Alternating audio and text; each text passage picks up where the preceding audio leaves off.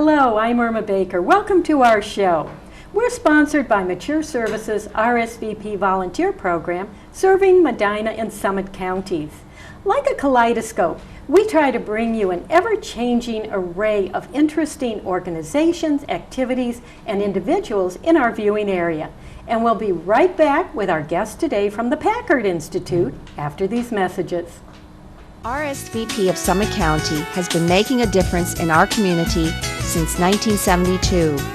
RSVP volunteers are increasing the quality of life by participating in programs and organizations that provide important services to the community. RSVP matches personal interests and skills with opportunities to serve. If you're interested in adding more meaning to your life and improving the lives of others, please call 330-253-4597 extension 166.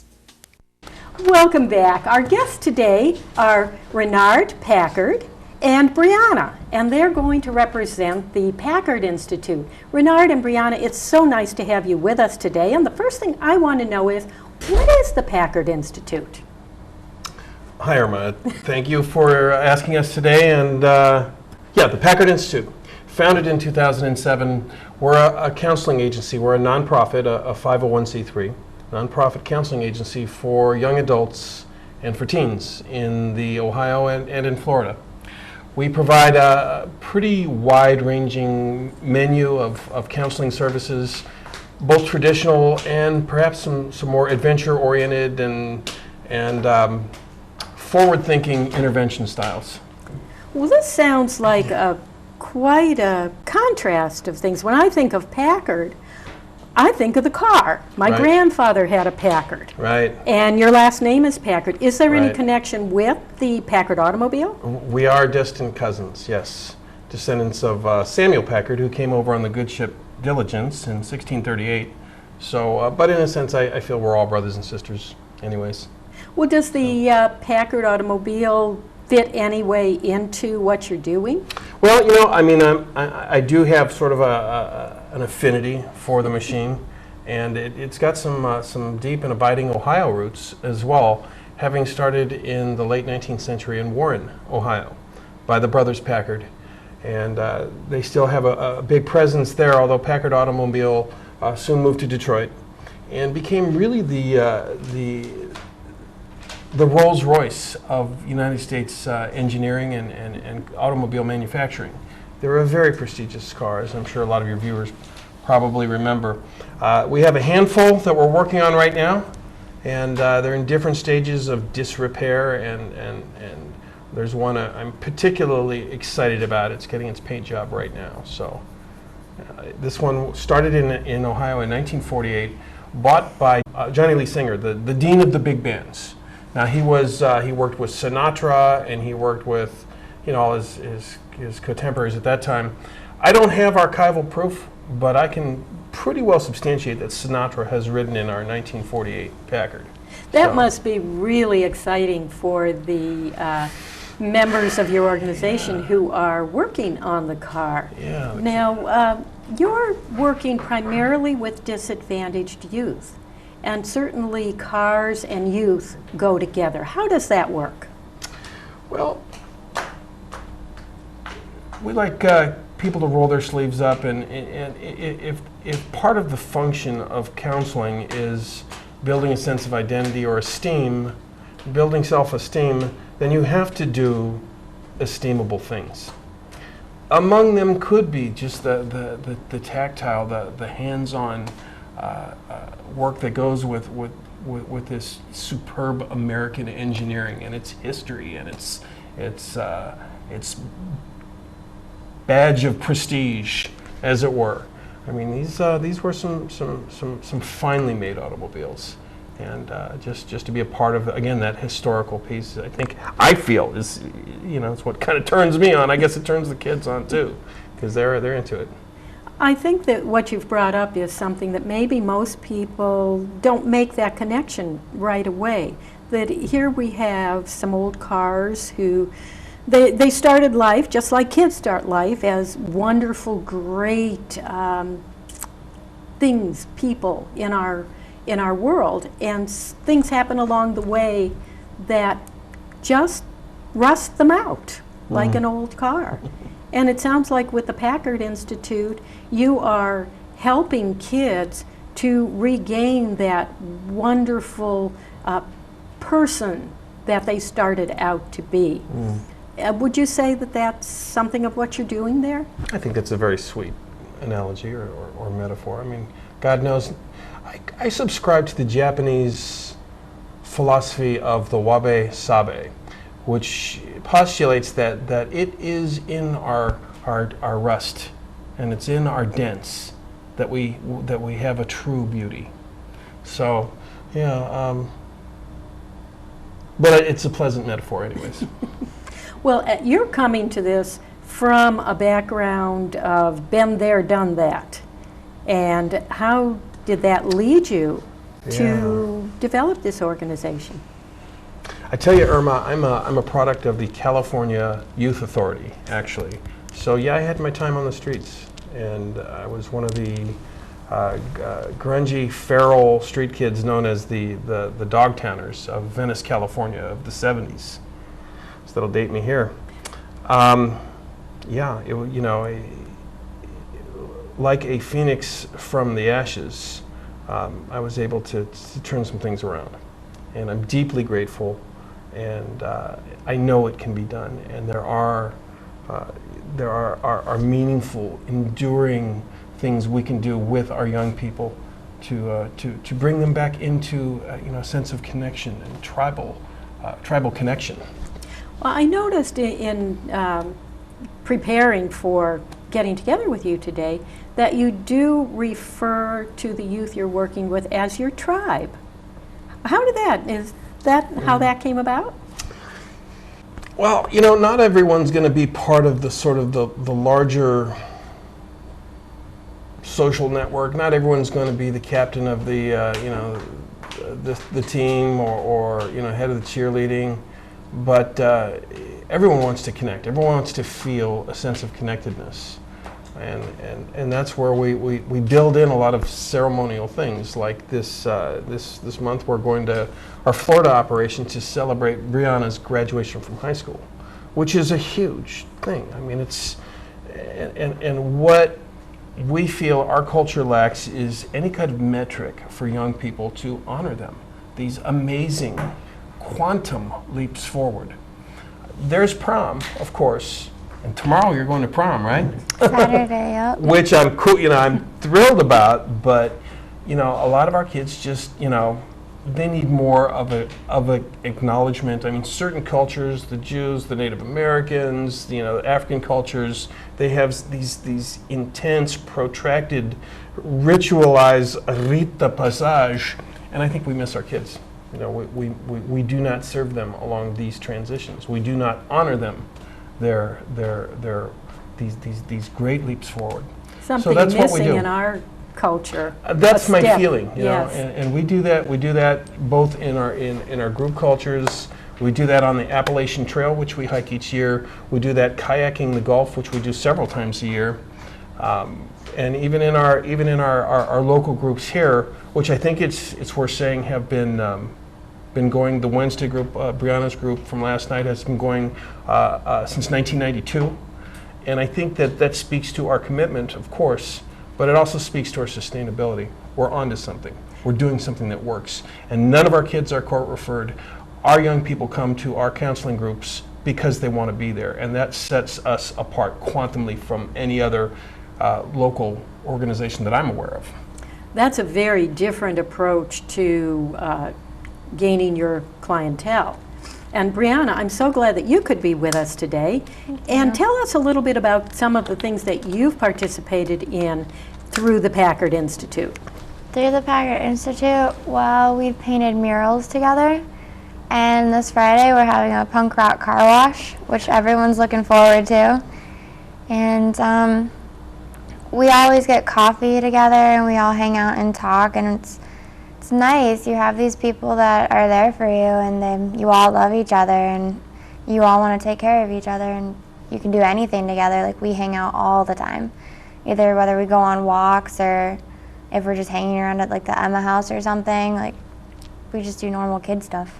Well, you mentioned the Emma House. What is the Emma House? The Emma House it's kind of like a sober house, right? Yes. Yeah, in fact. it's kind of like a sober house. And a group of guys live there, and we have yoga on Mondays, which is really fun. And then on Wednesday, we have our group out there, and we all sit outside around like this fire pit. We haven't used it yet, though, so I'm pretty excited to use the fire pit. And then on Thursdays, we have a personal trainer that comes out. But it's a safe place to go where you can just be with everyone, and it's a no judgment zone. It's nice.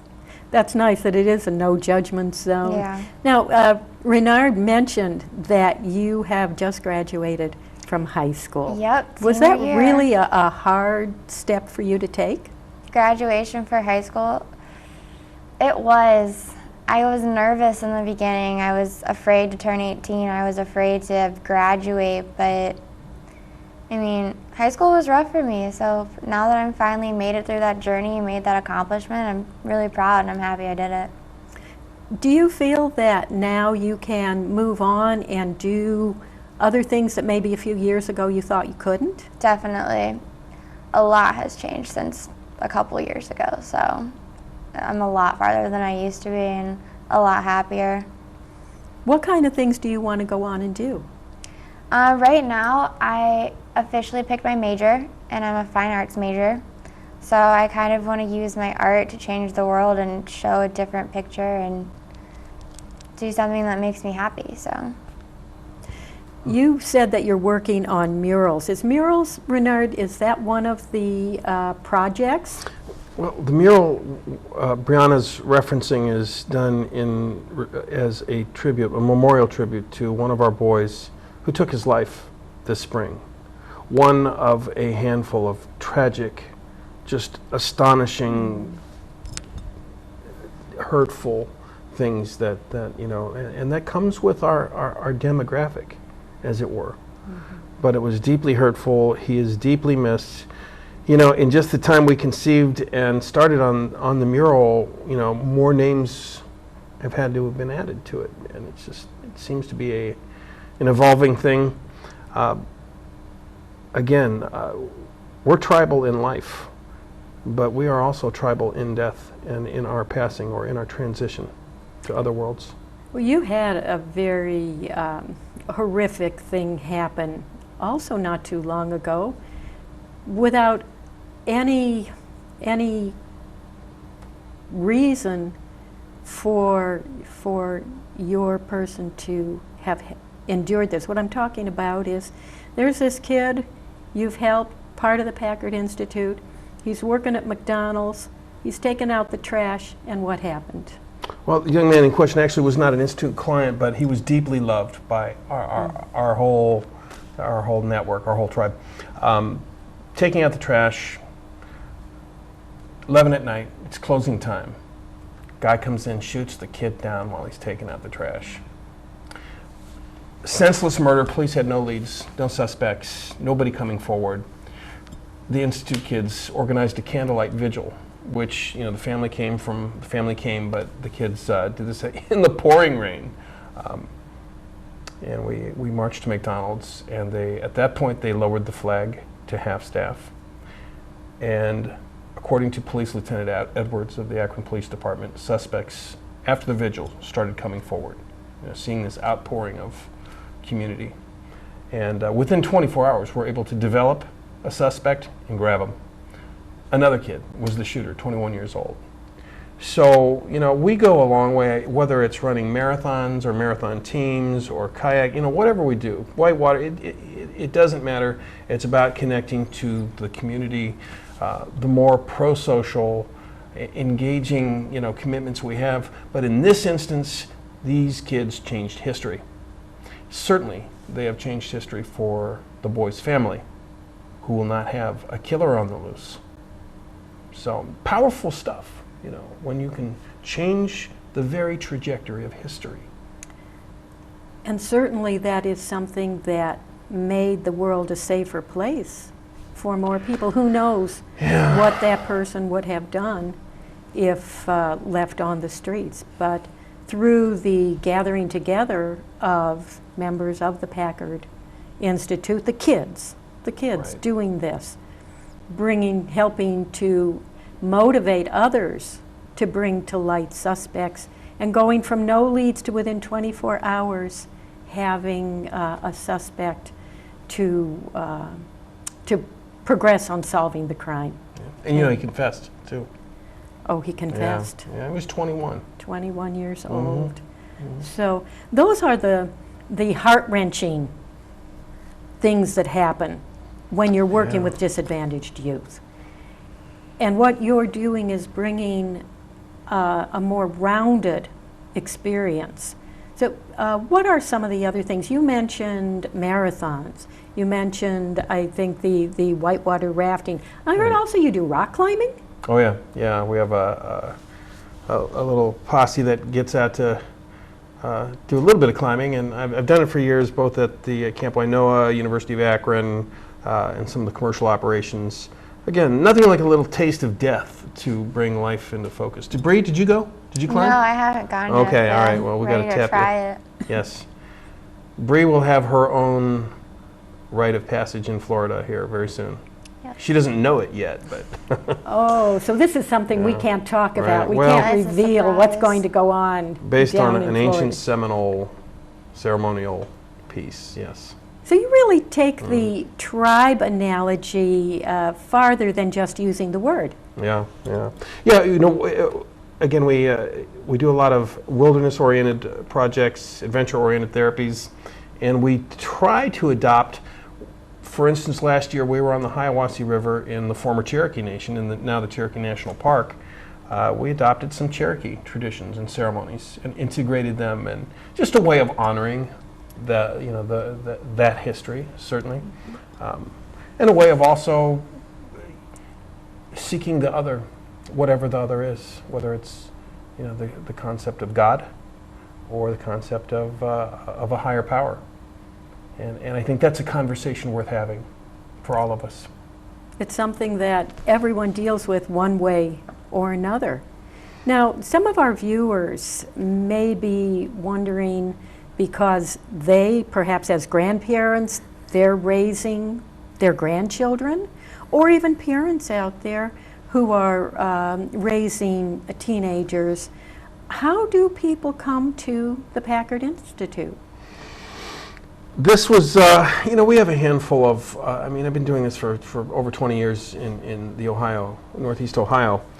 We have a pretty established network, but I would say the bulk of people, and maybe Brownie, you could speak to this, the bulk of people are actually referred by the kids themselves. Because it's like, if you think I'm screwed up, you got to meet my buddy Brianna. And that I consider to be the single greatest compliment. So what it's we're kids doing. referring Absolutely. kids to you for everything. Yeah. Well, for maybe just some counseling needs, I don't have the answers for these guys. The answers are truly in their hearts. It's getting them connected with those answers. And just walking shoulder to shoulder with these young people. I am tremendously honored, just for this one trajectory of their life. Yeah. But I would say, most of the people on Wednesday probably referred by, Yeah, definitely. Yeah. I've even referred some people to Renard, so. and they're in network now. Yep. It's a nice family to belong to. That's interesting that you call it a family to belong to. That's the way you feel about everyone there? Yeah. I'm one of the only girls in group right now, but it's like I'm one of the guys. They're like the big brothers to my life right now. So they take care of me, and when I'm upset, they're there for me, no matter what. Which is something that's hard to find. Oh yeah, definitely. Like, the friends I've made at the Institute are nothing like the friends I've made at high school. Because I know that my high school friends aren't going to stick with me, but I know that the people at the Institute, we're friends for life.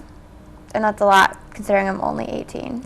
So, That gives you a lot to look forward yeah, to. it definitely does. So, How did you feel? Was it hard for you to make that change, to leave the high school friends you had that, for whatever reason, I'm not going to go into the reasons why you did that, but you left behind friends. You had to make a choice to definitely. leave behind people that maybe you felt weren't doing the best for you anymore. Yeah. Was it hard for you to make that choice?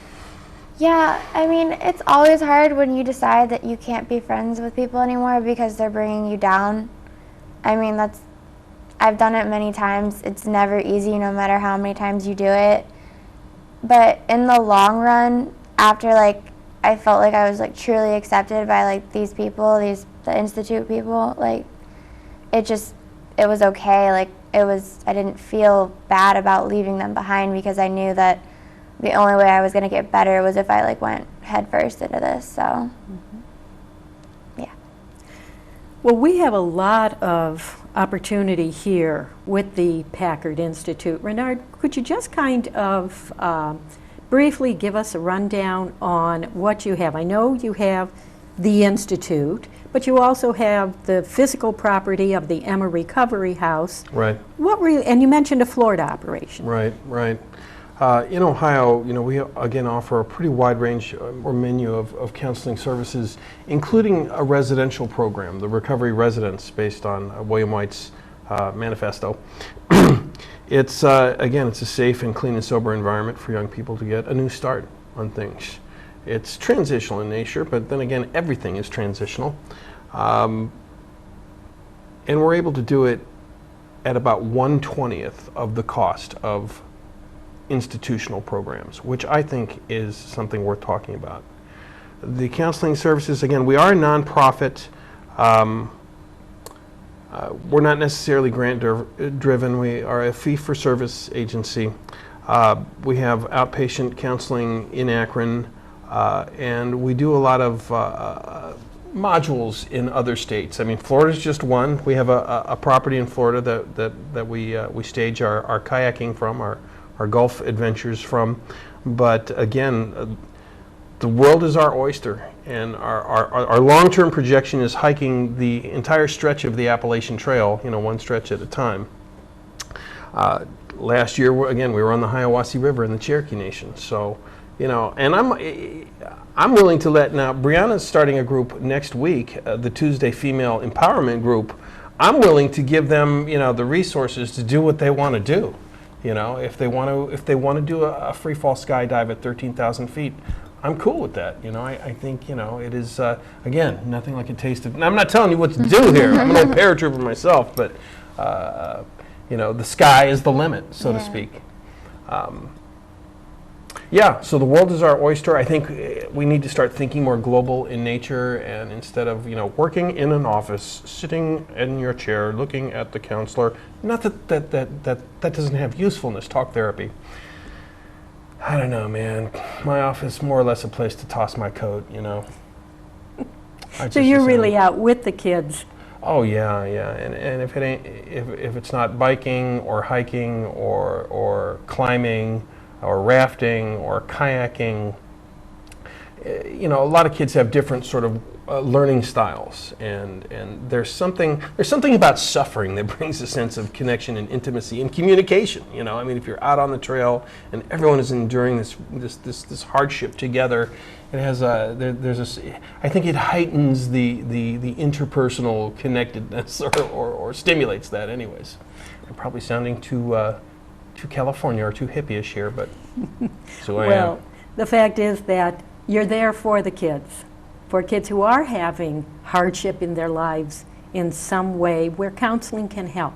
And we're showing your website and your phone number, how people can get in touch with you. And certainly, we'd encourage our viewers that if they know a teenager who needs that, or they feel they do, to pass the information along to them.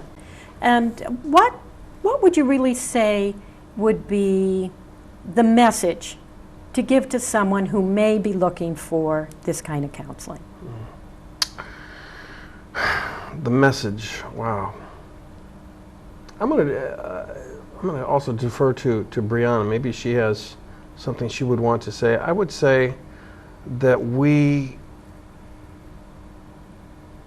to paraphrase Mahatma Gandhi, to be the change you want to see in the world. Brianna, how does that resonate with you?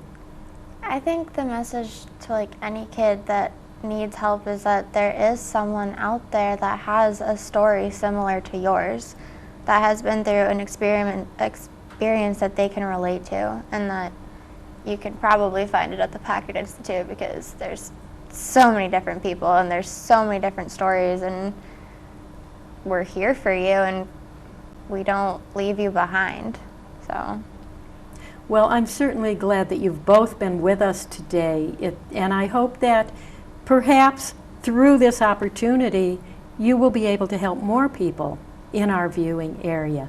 And we thank you for watching our show today. It's kind of our view through our kaleidoscope, and we hope you enjoyed it and that you remember our sponsor, RSVP. It offers services through Mature Services for adults 55 and over. There are volunteer opportunities in the community and just all kinds of things. For more information, just call the number on the screen. For RSVP, this is Irma Baker. Thank you for watching.